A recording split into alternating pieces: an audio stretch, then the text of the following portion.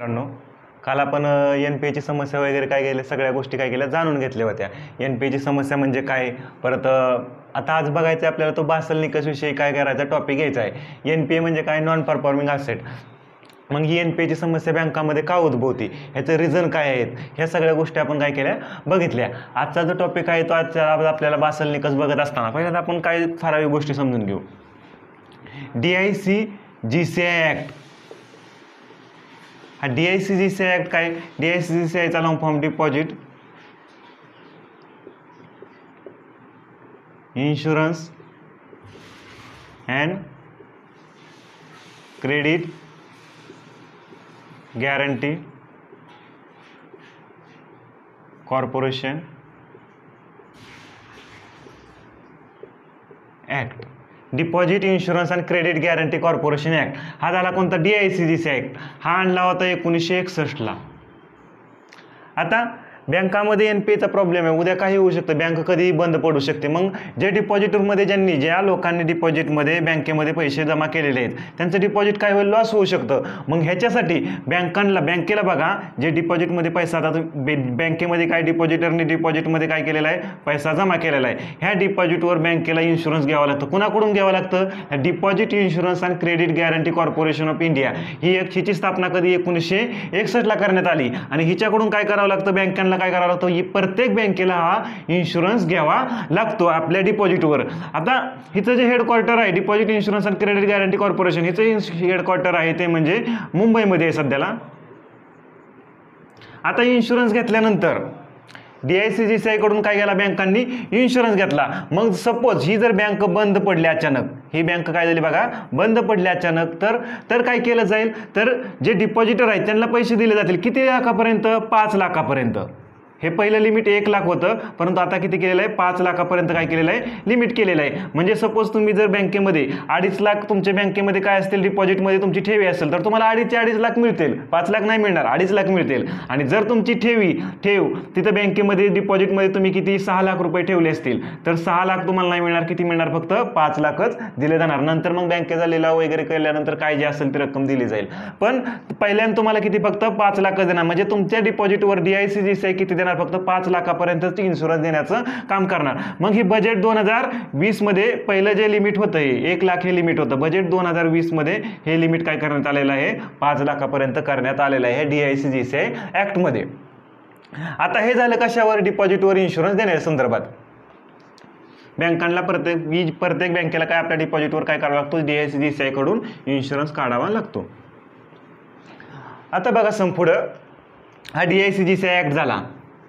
नंतर RBIचं prompt corrective action, prompt corrective action, PCA framework सुद्धा म्हटलं जातं याला. हे काय आहे समजून घेऊ. आता बघा, सपोज एका बँकामध्ये काय सध्याला एन-पी-एची समस्या आहे, बँकामध्ये एन-पी-ए जास्तीत जास्त आहे. मग ह्या एन-पी-एच्या समस्येवर आपल्याला काय करायची, मात करायची.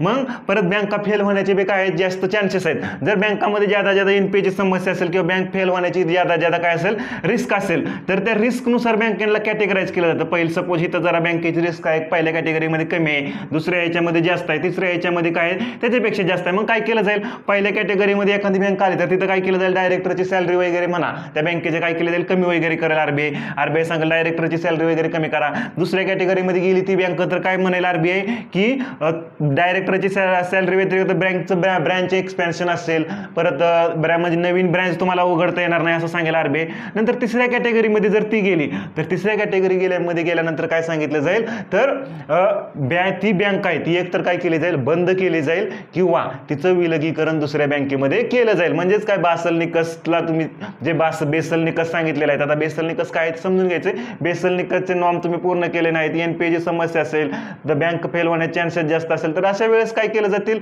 ती बँक दुसऱ्या बँकेमध्ये विलगीकरण तरी केली जाईल किंवा ती बँक काय केली जाईल, बंद केली जाईल. हे जे आरबीआयचं प्रॉम्प्ट करेक्टिव्ह फ्रेमवर्क आहे, प्रॉम्प्ट करेक्टिव्ह ॲक्शन फ्रेमवर्क, हे 2002ला आणण्यात आलं. त्यावेळेस जे गव्हर्नर होते बिमल जालन हे काय होते, त्यावेळेस गव्हर्नर होते. हे बिमल जालन समितीनं जालन यांनी हे फ्रेमवर्क काय केलेलं आहे, डिझाईन केलेलं आहे. 2017च्या आसपास उर्जित पटेलने त्याचे नॉर्म जे आहेत आणखी काय केले होते, टाईट वगैरे बनवले होते. हे थोडक्यात कशाविषयी झालं आपलं प्रॉम्प्ट करेक्टिव्ह ॲक्शन संदर्भात. मग आता जायचं आपल्याला बेसल निकषकडे.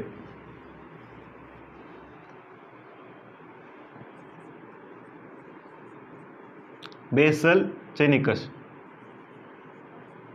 हे काय करायचं आपल्याला समजून घ्यायचं आहे. बेसलचे निकष बघण्याच्या आधी एक bank for international settlement, bank for international settlement. बघा भारतामध्ये सेंट्रल बँक कोण आहे? Reserve bank of India, RBI. तसे जगामध्ये बी काही ना काहीतरी पाहिजे असं वेगवेगळ्या देशांना वाटायला लागलं की जगामध्येही कोणतं ना कोणी एक फायनान्शियल रेग्युलेटर हवा आहे. मग वेगवेगळ्या 60 देशांनी मिळून हे बँक फॉर इंटरनॅशनल सेटलमेंट हे जे एक जागतिक स्तरावर काय केली, बँक स्थापन केली. आणि हिचं जे हेडक्वार्टर आहे हे बेसलला आहे. हे बेसल येतं स्वित्झर्लंड. हिचं हेडक्वार्टर आहे. मग काय करतं हे बँक फॉर इंटरनॅशनल सेटलमेंट? ह्याचं काम काय आहे? वेगवेगळ्या देशांना काय करून ठरवून द्यायचं, निकष ठरवून द्यायचं तिथल्या बँकिंग इंडस्ट्रीच्या संदर्भात, जेणेकरून तिथली बँकिंग इंडस्ट्री काय होऊ नये, फेल होऊ नये. मग हेच म्हटलं जातं बेसलचं निकष. आपण जे म्हणतो ना हे बेसल काय स्वित्झर्लंड मधली एक सिटी आहे आणि त्याच्या नावावरून काय म्हटलं जातं की हे बेसलचं निकष आहे. मग हे बेसलचं निकष आलं, नॉर्म ठरवून दिलं बेसलने, बँक फॉर इंटरनॅशनल सेटलमेंटनी. हे निकष आलं, पहिलं निकष आलं जे बेसलचं पहिलं निकष जे होतं, बेसलचं पहिलं निकष आलं 1988 ला. दुसरं निकष बेसलचं आलं 2004 ला. तिसरं बेसलचं निकष आलं गेलं बघा 2004 ला दुसरं आलं, तिसरं आलं 2011 ला. मग हे 1988 ला जे आले ते 2004 ला जे आले ते आपल्यासाठी काही एवढे महत्त्वाचे नाहीत, पण जे 2011 ला आलेत हे आपल्यासाठी काय आहेत, महत्त्वाचे आहेत. म्हणजे हे काय झालेले एक आउटडेटेड झालेले आहेत 1988 2004 चे. नंतर 2011 ला जे बेसलचे निकष आले त्याच्यामध्ये सांगितलं 3 गोष्टी ठेवायची. पहिली गोष्ट CRAR, capital to risk weighted asset. काय आहे आपण समजून घेणार आहे. भांडवल जोखीम भारित मालमत्ता.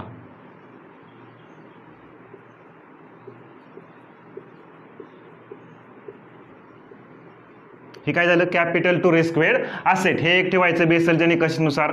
दुसरी ठेवायची का हे कॅपिटल कन्व्हर्जन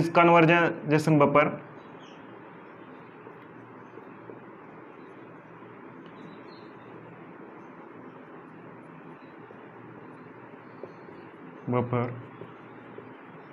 हे जे ठेवायचं बेसलच्या निकषानुसार हे 31/3/2019 पासून. आणि कॅपिटल कन्व्हर्जेशन बफर सांगितलेला आहे RBIने 31/3 सर्व बँकांना बंधनकारक असेल 31/3/2020 पासून. हे काय एवढं महत्त्वाचं नाही आपल्यासाठी, आपल्याला हे समजून घ्यायचं. Capital to risk weighted assets काय, भांडवल जोखीम भारित मालमत्ता काय आहे. आणि तिसरी गोष्ट सांगितली होती का कॅपिटल काउंटर सायकलिक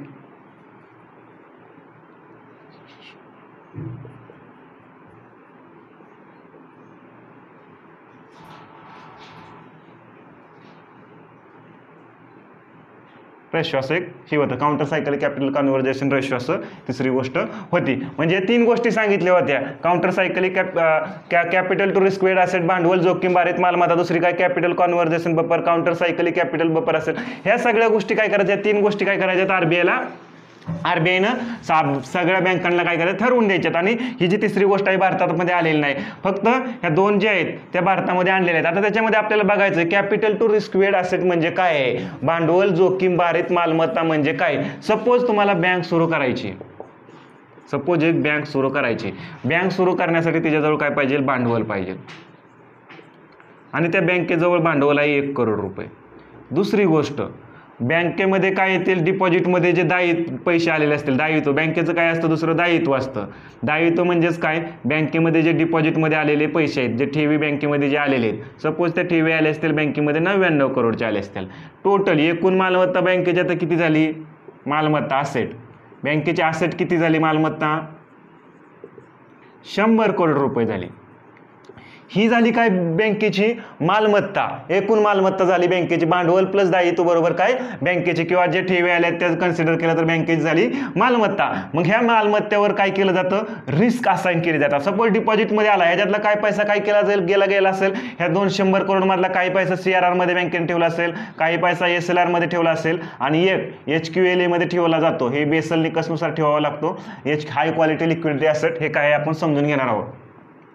आणि नंतर राहिलेला जो मनी आहे तो काय केला जातो लोनमध्ये दिला जातो. आता हे 100 करोड रुपये बँकेमध्ये आलेले आहेत, ह्याच्यामध्ये जे लोनमध्ये दिलेला पैसा आहे त्याच्यामध्ये किती NPA झाला, किती पैसा प्रत्येक, आता CRR मध्ये ठेवला त्याची रिस्क असणार आहे कमी असणार आहे, SLR ची बी रिस्क कशी असणार त्यापेक्षा थोडी कमी असणार म्हणजे जास्त असणार आहे. म्हणजे जी असं एक प्रकारे रिस्क असाइन केली जाते. आता ह्याच्यामध्ये एक फॉर्म्युला वगैरे आहे, लोनमध्ये दिला जो पैसा त्याच्यामध्ये जो NPA झाला त्याची रिस्क काय असणार आहे जास्त असणार आहे. मग हा दिलेला जो मनी आहे ह्याची जी रिस्क असाइन करून एक काय काढला जातो रिस्क वेटेड जोखीम भारित मालमत्ता काढली जाते. ह्याच्यासाठी एक फॉर्म्युला वगैरे आहे पण तो आपल्यासाठी काय महत्त्वाचा नाही. जोखीम भारित मालमत्ता रिस्क वेटेड ॲसेट काढली जाते.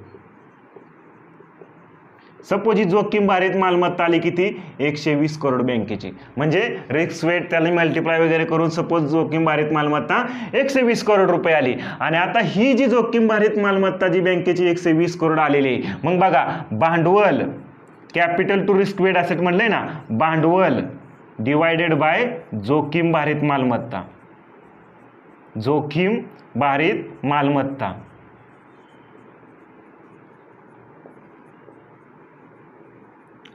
हा जो रेशो पाहिजे हा जो रेशो पाहिजे ते 9% पाहिजे.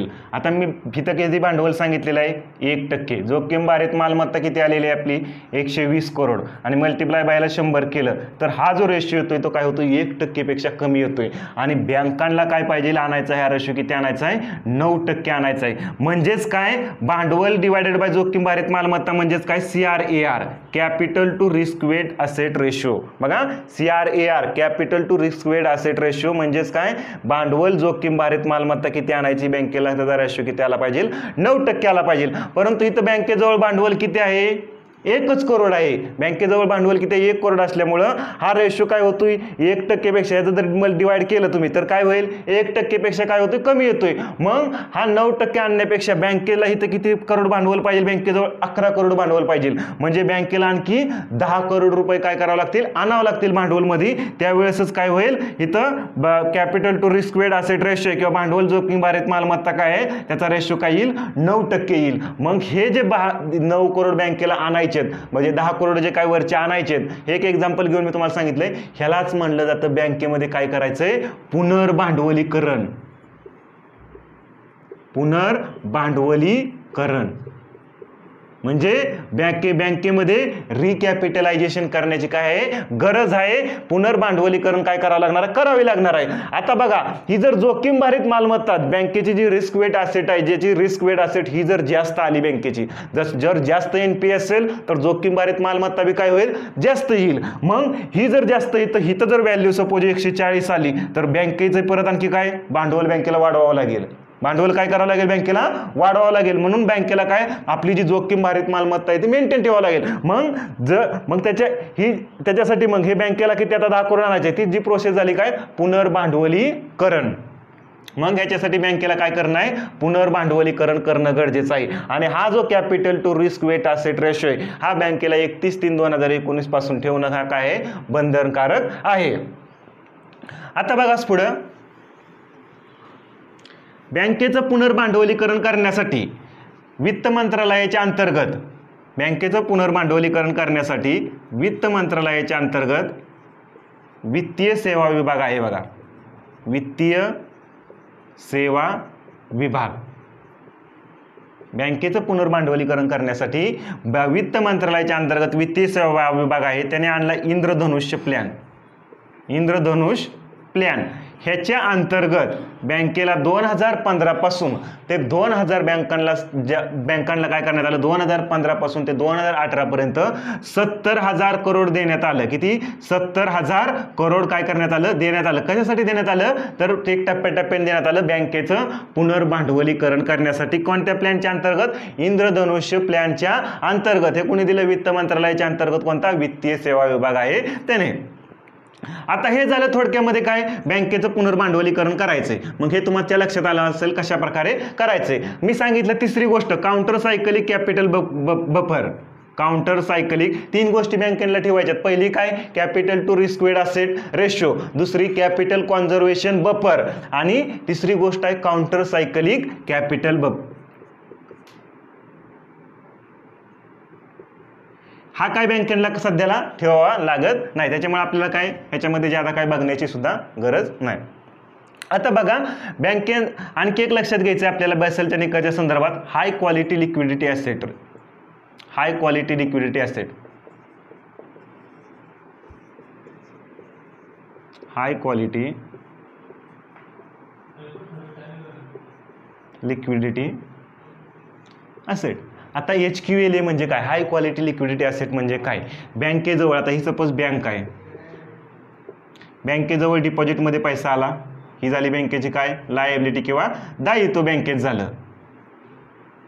आणि दुसऱ्या साईडला बँकेची काय असते? मालमत्ता. त्याच्यामध्ये बँकेचं काय? भांडवल प्लस जे डिपॉझिटमध्ये आलेला पैसा, ही काय झाली? बँकेची काय झाली? मालमत्ता. सपोज आता बँकेला जी मालमत्ता आहे त्याच्यामधून बँकेला CRR मध्ये काय पैसा ठेवावा लागत असेल, SLR मध्ये काय पैसा ठेवावा लागत असेल, आणि काही पैसा बँकेला HQLA मध्ये ठेवावा लागतो, हाय क्वालिटी लिक्विडिटी ॲसेट. आता ही हाय क्वालिटी लिक्विडिटी ॲसेट म्हणजे काय? HQLA मध्ये ठराविक पैसा काय करावा लागतो? बँकेला ठेवावा लागतो. आता ही हाय क्वालिटी लिक्विडिटी ॲसेट म्हणजे सपोज बँक आहे, बघा suppose high quality liquidity asset म्हणजे काय? सपोज बँक आहे आणि आता ह्या बँकेला काय करायचं आहे? आता हाय क्वालिटी लिक्विडिटी ॲसेट मध्ये ठेवायचं आहे. मग आता ह्या बँकेमध्ये NPA ची समस्या आहे, बाकी सगळ्या गोष्टी आहे, बँक फेल होण्याचे चान्सेस आहेत. म्हणून सपोज अशी कंडिशन आली की डिपॉझिटरने काय केली? लाईन लावली तिथं. तर अशा कंडिशन म्हणजे हाय स्ट्रेस कंडिशनमध्ये बँक कमीत कमी किती दिवस?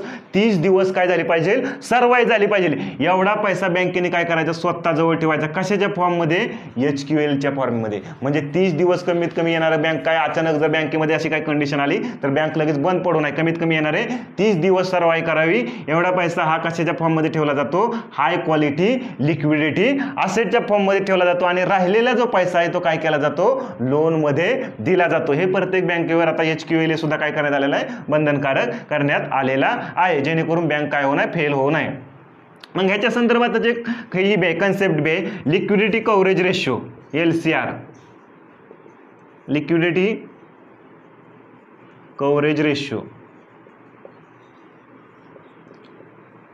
LCR. आता LCR म्हणजे काय हे बी समजून आपल्याला काय करायचंय? समजून घ्यायचंय. आता लिक्विडिटी कव्हरेज रेशो म्हणजे काय?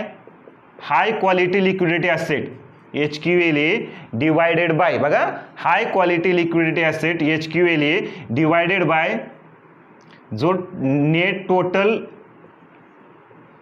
कॅश आउटफ्लो, जो येणाऱ्या 30 दिवसासाठी किती आउटफ्लो होतोय कॅशचा? किती दिवसासाठी? 30 दिवसासाठी. सपोज हा जर टोटल कॅश आउटफ्लो बँकेचा जर काय असेल 30 दिवसासाठी 100 करोड होत असेल, आपलं 5 करोड होत असेल समजून चला एक एक्झाम्पल म्हणून, तर बँकेला HQLA बी किती ठेवावं लागणार? 5 करोडच ठेवावं लागणार. म्हणजे हा LCR ऑलवेज किती येणार? 1 येणार. बँका HQLA मध्ये 5 करोडपेक्षा बी जास्त ठेवू शकतात, काय नाही, पण बंधनकारक किती आहे? जेवढा टोटल कॅश आउटफ्लो 30 दिवस होतो या तेवढा बँकेला काय करणं बंधनकारक आहे? HQLA ठेवणं बंधनकारक आहे. म्हणजेच LCR liquidity coverage ratio always किती येणार? 1 किंवा 1 पेक्षा जास्त. हा एक कन्सेप्ट तुमच्या लक्षात असू द्या. हा बी बासल निकषच्या संदर्भातच आहे.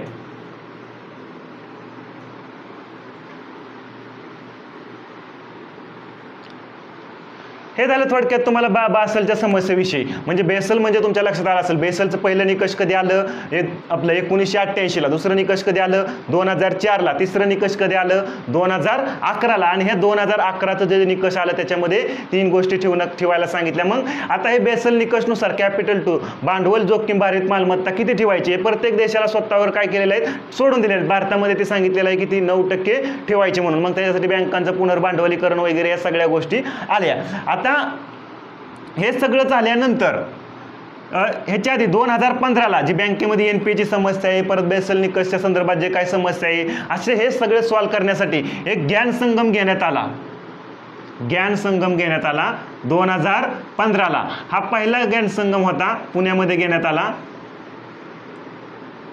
मग ह्याच्यामध्ये वित्त मंत्रालय असेल, परत आणखी दुसरं कोण, वेगवेगळ्या बँका असतील, फायनान्शियल रेग्युलेटर असतील, इन्शुरन्स कंपन्या असतील, हे सगळे इथं आले होते. म्हणजे बँकिंग इंडस्ट्रीमधला जो प्रॉब्लेम आहे सॉल्व्ह करण्यासाठी काय काय. मग ह्याच्यातनं 2-3 गोष्टी काय झाल्या, आउटपुट निघाले. हा जो ज्ञान संगम घेतला होता हा वित्त मंत्रालयाच्या अंतर्गत वित्तीय सेवा विभागाने काय केला होता, ऑर्गनाइज कंडक्ट केला होता. ह्याच्यामध्ये मग 3 गोष्टी आल्या.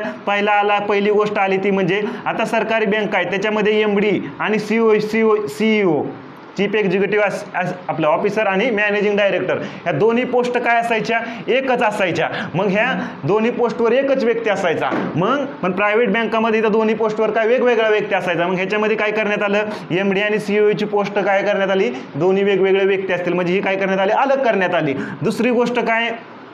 दुसरी गोष्ट इंद्रधनुष्य प्लॅन आणला. मग ह्या प्लॅननुसार काय करण्यात आलं, तर इंद्रधनुष्यामध्ये किती कलर असतात, 7 कलर, त्यामुळे वेगवेगळी 7 कामं करण्यात आली. ह्याच्या अंतर्गत आणखी एक मी सांगेल तुम्हाला, इंद्रधनुष्य प्लॅनच्या अंतर्गत बँकांना किती करोड देण्यात आलं 2015 ते 18 पर्यंत, 70,000 करोड रुपये भारत सरकारने काय केलं, आपल्या बजेटमधून काढून बँकांना कशासाठी पुनर्भांडवलीकरण करण्यासाठी काय करण्यात केलं होतं, दिलं होतं. नंतर तिसरी गोष्ट आली ती म्हणजे बँक बोर्ड ब्युरो ही काय करायची, आपल्याला एक ऑटोनॉमस स्वायत्त बॉडी काय करायची, स्थापन करायची. हे बी कधी सांगितलं, हा ज्ञान संगम व्हायला झाला होता 2015ला पुण्यामध्ये. मग ह्या बँक बोर्ड ब्युरो विषयी आपल्याला काय करायचं थोडक्यात बघायचंय. आता बँक बोर्ड ब्युरो म्हणजे काय,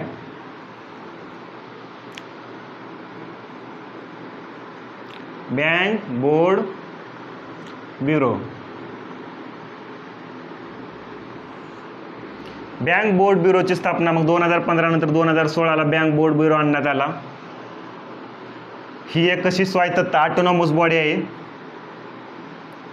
बँक बोर्ड ब्युरोचं काम काय असेल, जे पब्लिक सेक्टर बँका आहेत, परत आणखी दुसरं काय, आणखी कोणत्या फायनान्शियल इन्स्टिट्यूशन असतील पब्लिक क्षेत्रातल्या, इथले जे टॉपचे जे ऑफिशियल आहेत बघा, MD असेल, CEO असेल, चीफ एक्झिक्युटिव्ह ऑफिसर असेल, आणखी वेगवेगळ्या ज्या मोठ्या मोठ्या पोस्ट आहेत, ह्या पोस्टवर कुणाला नेमणूक करायचं, म्हणजे त्याचं काय करणार आहे, सिलेक्शन करणार. जो व्यक्तीचं नेमणूक करायचं त्या व्यक्तीला काय केलं जाईल, सिलेक्ट केलं जाईल. कोण करेल सिलेक्ट करण्याचं काम, बँक बोर्ड ब्युरो. आणि ॲक्च्युली अपॉइंटमेंट जे आहे ती वित्त मंत्रालयाच्या अंतर्गत जे वित्तीय सेवा विभाग आहे, वित्त मंत्रालयाच्या अंतर्गत वित्तीय सेवा विभाग ही ॲक्च्युली काय करेल, त्या व्यक्तीची अपॉइंटमेंट करेल. फक्त बँक बोर्ड ब्युरो काय करेल, तर त्या व्यक्तीचं नाव काय करेल, सजेस्ट करण्याचं काम करेल. हे झालं कुणाचं काम, बँक बोर्ड ब्युरो. मग त्याच्यामध्ये एक काय असेल, पार्ट टाइम चेअरमन असेल आणि 3 पार्ट टाइम मेंबर असतील आणि 3 जे हे असतील ऑफिशियल मेंबर असतील. असे टोटल किती, 7 मेंबर, 7 सदस्याची काय असेल, हे बँक बोर्ड ब्युरो असेल. आणि ह्याच्यामध्ये आता पहिले चेअरमन होते ते विनोद राय, हे काय होते, पहिले चेअरमन होते. आता सध्याला जे चेअरमन आहे दुसरे, हे 2018 पासून भानू प्रताप शर्मा हे बँक बोर्ड ब्युरोचे सध्याचे काय आहेत, चेअरमन, अध्यक्ष आहेत. हे थोडक्यात तुम्हाला बँक बोर्ड ब्युरो विषयी माहीत पाहिजे. हे झालं कशाविषयी, बँक बोर्ड ब्युरो विषयी. नंतर बँकांनाही करण्यासाठी वित्तीय सेवा विभागाने प्रोजेक्ट सशक्त आणला. काय तर कशासाठी आणला होता प्रोजेक्ट सशक्त, तर बँकामध्ये जी NPAची समस्या आहे ती सॉल्व्ह करण्यासाठी वित्तीय सेवा विभाग वित्त मंत्रालयाच्या अंतर्गत त्यांनी काय केला, प्रोजेक्ट सशक्त वगैरे आणला होता. परत ह्या सगळ्या गोष्टी झाल्या बघा. ह्याच्यानंतर आता कलम 7वा हा बी एक जास्तीत जास्त काय होता, न्यूजमध्ये होता. ह्याच्याविषयी बी आपण थोडक्यात काय करणार आहोत, आढावा घेणार आहोत. आता बघा, RBI जवळ काय असतो, मोठ्या प्रमाणात रिझर्व्ह साठा असतो. आता किती काय आपल्याला एवढे नाही बघायचं, पण आता RBI जवळ जो रिझर्व्ह आहे तो काय आहे, इतर गव्हर्नमेंटचं असं म्हणणं होतं की इतर सेंट्रल बँक आहेत बाकीच्या देशांच्या वगैरे ह्यांच्या तुलनेत RBI काय करते, जास्तीत जास्त रिझर्व्ह ठेवते. मग ह्या रिझर्व्ह RBI जवळ जो साठा आहे ह्याच्यातून काय करा, ठराविक पोर्शन काय करा आम्हाला द्या डिव्हिडंडच्या स्वरूपात, कारण RBI आम्हाला डिव्हिडंड जास्त देत नाही असं गव्हर्नमेंटचं म्हणणं होतं. मग हा जो रिझर्व्ह आहे साठा आहे देणं काय RBIने काय केलं ना, म्हणजे हे केलं एक प्रकारे नकार दिला.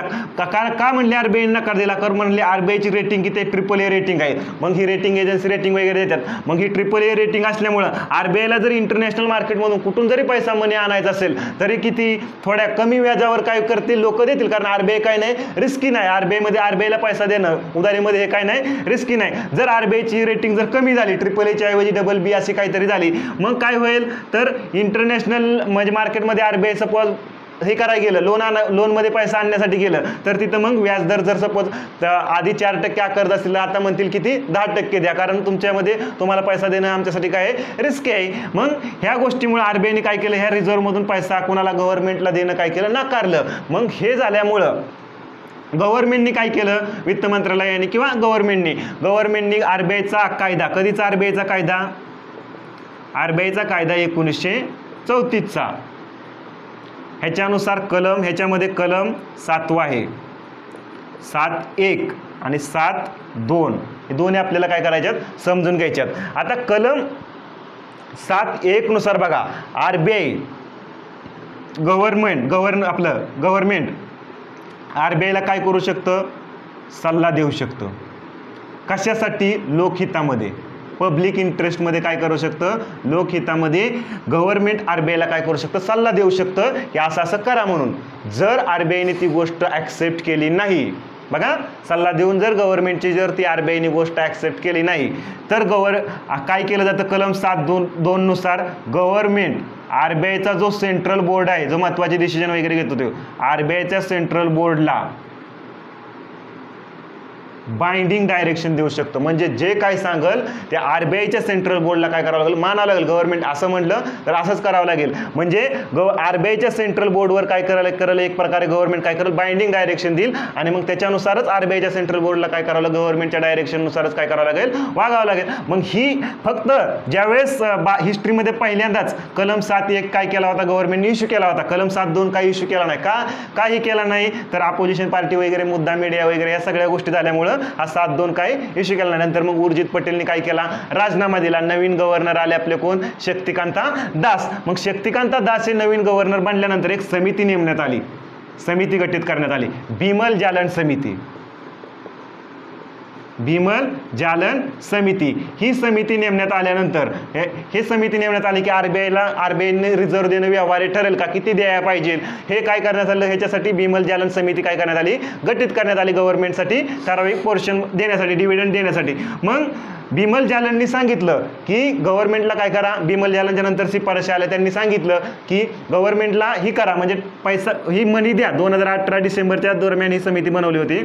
गव्हर्नमेंटला डिव्हिडंडमध्ये काय करा, पैसा द्या, परंतु कसा, टप्प्याटप्प्याने द्या, असं कोणी सांगितलं, बिमल जालन समितीनं सांगितलं. मग ठराविक काय सांगितलं, रिझर्व्हमधला ठराविक डिव्हिडंडमध्ये पैसा द्या आणि कसा, टप्प्याटप्प्याने. मग हे बिमल जालन समितीनं सांगितल्यानंतर आणखी दुसरी गोष्ट झाली. गव्हर्नमेंटचं आर्थिक वर्ष कधी असतं, 1 एप्रिल ते 31 मार्च. आणि हे झालं कुणाचं, गव्हर्नमेंटचं. आणि RBIचं आर्थिक वर्ष 1 जुलैपासून किती, 30 जूनपर्यंत. हे झालं कुणासाठी, RBIसाठी. आता गव्हर्नमेंटचं असं म्हणणं होतं की आमचं ज्यावेळेस आर्थिक वर्ष सुरू होईल त्यावेळेसच आमचा जो डिव्हिडंडचा पैसा आहे तो काही द्या, कारण आम्हाला आमचा पुढचा खर्च वगैरे सगळा मेंटेन करण्यासाठी हा डिव्हिडंड आहे. तर आमच्या आर्थिक वर्ष RBI काय म्हणलं की आमचं आर्थिक वर्ष 1 जुलै, मग तोपर्यंत आम्हाला प्रॉफिट झालंय वगैरे सगळ्या गोष्टीचा विचार करून तुम्हाला डिव्हिडंड द्यावा लागेल. मग बिमल जालन समितीनं काय रिकमेंड केली की हा प्रॉब्लेम असल्यामुळे बिमल जालन समितीनं सांगितलं की RBIचं जे आर्थिक वर्ष आहे हे 1 जुलै ते 30 जून आहे, हे चेंज करून किती करायला सांगितलं बिमल जालन समितीनं, 1 एप्रिल ते 31 मार्च करा असं सांगितलं RBIला. आणि ही गोष्ट RBIने काय केली, ॲक्सेप्ट देखील केली. आणि आता RBIचं आर्थिक वर्ष 1 एप्रिल 2021 पासून हे 1 एप्रिल ते 31 मार्च हे असणार आहे. हे बी गोष्ट कशा संदर्भात आहे, करंटच्या संदर्भात आहे, हे सुद्धा काय तुमच्या लक्षात असू नये. आता बघा आपण काय बघितलं, NPA बघितलं, परत आणखी काय बेसल निकष वगैरे बघितलं. आता बँकिंग इंडस्ट्रीमध्ये काय होतंय, राईज कोलॅप आपलं चालूच आहे. जसं PMC बँकेमध्ये काय झाला, स्कॅम झाला. दुसरं परत आणखी कशामध्ये स्कॅम, ILNFS मध्ये स्कॅम झाला. परत आणखी ILNFS मध्ये जी क्रायसिस आली, संकट आली, ILNFS बघा, ILNFS मध्ये नेमकं काय झालं होतं, ही एक काय आहे, ILNFS नॉन डिपॉझिट टेकिंग, डिपॉझिटमध्ये पैसा कोणाकडून घेत नाही. परत NBFC आहे, कशी आहे NBFC, ही non deposit taking, systematically important ही काय आहे NBFC आहे, कारण तिथं 500 करोडच्या वर भांडवल असेल म्हणून त्याला सिस्टमॅटिकली इम्पॉर्टंट असं म्हटलेलं आहे. मग हे म्युच्युअल फंड जे आहे, म्युच्युअल फंड मी काय सांगितलं होतं तुम्हाला, म्युच्युअल फंडमध्ये काय करतात, सर्वसामान्य लोक काय करतात, पैसा जमा करतात. तो मग काय करतात, म्युच्युअल फंडवाले शेअर मार्केटमध्ये काय करतात, तो इन्व्हेस्ट करतात. तसंच त्यांनी काय ठराविक पैसा काय केला होता, ILNFS मध्ये इन्व्हेस्ट केला होता. ILNFSचं काम काय होतं की असे मार्केटमधून पैसा उचलायचा आणि तो काय करायचा, व्याजाने द्यायचा. कुणाला द्यायचा, इन्फ्रास्ट्रक्चर प्रोजेक्ट वगैरे असतील त्याच्यासाठी काय केला जातो, व्याजाने वगैरे पैसा देण्याचा. मग असं गव्हर्नमेंटचं इन्फ्रास्ट्रक्चर प्रोजेक्ट म्हणजे आहेत अशा ठिकाणी, म्हणजे वेगवेगळ्या गोष्टीमध्ये ILNFSने काय केला, पैसा व्याजाने घुमावला, दिला होता. परंतु ते जे प्रोजेक्ट आहे स्थगित झालं. UPA सरकारच्या काळात हे सगळ्या गोष्टी झाल्या होत्या आणि नंतर मग ते प्रोजेक्ट स्थगित झालं. इन्व्हायरमेंटल क्लिअरन्स वगैरे त्या प्रोजेक्टला मिळत नव्हता. ह्या सगळ्या गोष्टी झाल्यामुळं ILNFSला काय पैसा आला नाही, तिथून लोनमध्ये दिलेला माघारी, आणि मग तोच पैसा इकडे म्युच्युअल फंडला, मग म्युच्युअल फंडमध्ये बी ज्यांनी इन्व्हेस्ट केलं होतं त्यांचा सगळा पैसा काय झाला, हे झाला म्हणजे बुडला एक प्रकारे. म्हणजे हे सगळं ILNFS मध्ये क्रायसिस वगैरे आले, नंतर ILNFSला LICने विकत घेतलं वगैरे. ह्या म्हणजे LICचं शेअर म्हणजे त्यांनी ही गुंतवणूक केली. ह्या सगळ्या गोष्टी काय करंटमध्ये चालू राहतात. PMC बँकेमध्ये सध्याला त्याच्यावर काय करण्यात आली, ती रिस्ट्रिक्शन टाकण्यात आली होती. येस बँकेमधला जो झालेला स्कॅम म्हणजे येस बँकेच्या संदर्भात जो म्हणजे सध्याला झालेला, त्याच्यावर बी काय ठराविक प्रमाणात डिपॉझिट होल्डरवर काय टाकण्यात आली, ती रिस्ट्रिक्शन टाकण्यात आली होती. या सगळ्या गोष्टी बँकिंगमध्ये काय असतात, करंटला बाकी गोष्टी चालू असतात, पण या एवढ्या आपल्यासाठी काही एक्झामच्या दृष्टीने एवढ्या हे नाहीत. मग NPAची समस्या, बेसल निकष आला आणि इतर घडामोडीमध्ये आपला हा सगळा पूर्णपणे आपला काय झाला, एक प्रकारे आढावा झाला, टॉपिक झाला. धन्यवाद.